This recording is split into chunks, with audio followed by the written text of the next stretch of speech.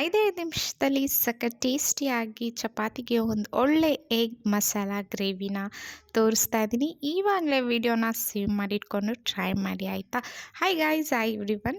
ಮೊದಲು ಪ್ಯಾನ್ಗೆ ಸ್ವಲ್ಪ ಎಣ್ಣೆ ಸೇರಿಸ್ಕೊಂಡು ಅದಕ್ಕೆ ಒಂದು ಸ್ವಲ್ಪ ಸೋಂಪು ಮತ್ತು 2-3 ಹಸಿಮೆಣಸಿನ್ಕಾಯಿನ ಸಣ್ಣದಾಗಿ ಹೆಚ್ಚಿ ಸೇರಿಸ್ಕೊಂಡಿದ್ದೀನಿ. ಆನಂತರ ಒಂದು ದೊಡ್ಡ ಸೈಜ್ ಈರುಳ್ಳಿನ ಸಣ್ಣದಾಗಿ ಹೆಚ್ಚಿ ಸೇರಿಸ್ಕೊಂಡಿದ್ದೀನಿ. ಅದ್ರ ಜೊತೆ ಸ್ವಲ್ಪ ಕರಿಬೇವಿನ ಸೊಪ್ಪನ್ನು ಸೇರಿಸ್ಕೊಂಡು ಚೆನ್ನಾಗಿ ಬಾಡಿಸ್ಕೊತಾ ಇದ್ದೀನಿ. ಸೊ ಈರುಳ್ಳಿ ಚೆನ್ನಾಗಿ ಫ್ರೈ ಆಗೋಷ್ಟರಲ್ಲಿ ನಾನಿಲ್ಲಿ ಒಂದು ದೊಡ್ಡ ಸೈಜ್ ಟೊಮೆಟೊನ ಪ್ಯೂರಿ ಮಾಡಿ ಇಟ್ಕೊಂಡಿದ್ದೀನಿ. ಸೊ ನೀವು ಸ್ವಲ್ಪ ಜಾಸ್ತಿ ಕ್ವಾಂಟಿಟಿ ಮಾಡೋಂಗಿದ್ರೆ 1-2 ಟೊಮೆಟೊನ ಪ್ಯೂರಿ ಮಾಡ್ಕೊಳ್ಳಿ. ಆ್ಯಂಡ್ ಇಲ್ಲಿ ಈರುಳ್ಳಿ ಕೂಡ ಚೆನ್ನಾಗಿ ಫ್ರೈ ಆಗಿದೆ. ಈ ಟೈಮಲ್ಲಿ ನಾನು 1 ಟೇಬಲ್ ಸ್ಪೂನಷ್ಟು ಶುಂಠಿ ಬೆಳ್ಳುಳ್ಳಿ ಪೇಸ್ಟ್ ಕೂಡ ಸೇರಿಸ್ಕೊಂಡು ಅದರ ಹಸಿ ಸ್ಮೆಲ್ ಹೋಗೋ ತನಕ ಚೆನ್ನಾಗಿ ಬಾಡಿಸ್ಕೊತಾ ಇದ್ದೀನಿ.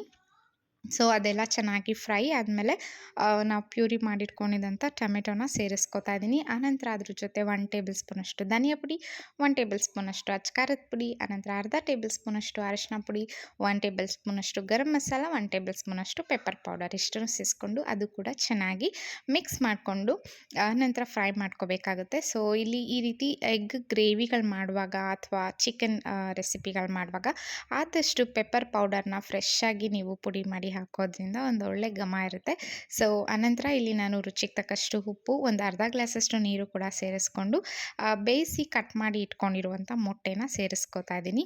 ಸೊ ಮೊಟ್ಟೆ ಎಲ್ಲ ಹಾಕಿದ ನಂತರ ಒಂದೊಳ್ಳೆ ಮಿಕ್ಸ್ ಮಾಡಿ ಲಿಡ್ ಕ್ಲೋಸ್ ಮಾಡಿ ಒಂದು 5 ನಿಮಿಷ ಕುಕ್ ಮಾಡಿಕೊಂಡ್ರೆ ಆಗೋಯಿತು. ಸಖತ್ ಟೇಸ್ಟಿಯಾಗಿ ಒಂದೊಳ್ಳೆ ಎಗ್ ಮಸಾಲ ರೆಡಿ ಆಗಿಬಿಡುತ್ತೆ.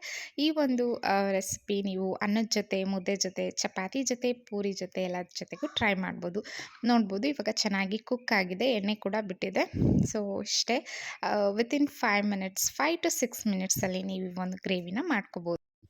ಮೊಟ್ಟೆ ಇಷ್ಟಪಡೋರು ಇವಾಗಲೇ ಈ ರೆಸಿಪಿನ ಸೇವ್ ಮಾಡಿಟ್ಕೊಂಡು ಟ್ರೈ ಮಾಡಿ and let me no in the comment section. ಇನ್ನಷ್ಟು ಹೊಸ ರೆಸಿಪಿಗೋಸ್ಕರ ನನ್ನ ಪೇಜ್ನ ಫಾಲೋ ಮಾಡಿ. ಈ ವಿಡಿಯೋ ಇಷ್ಟ ಆದರೆ ಲೈಕ್ ಮಾಡಿ, ಶೇರ್ ಮಾಡಿ, ಕಾಮೆಂಟ್ ಮಾಡಿ. ಮುಂದಿನ ವಿಡಿಯೋದಲ್ಲಿ ಸಿಗೋಣ. ಅಲ್ಲಿವರೆಗೂ ಟಾಟಾ, ಬಾಯ್ ಬಾಯ್.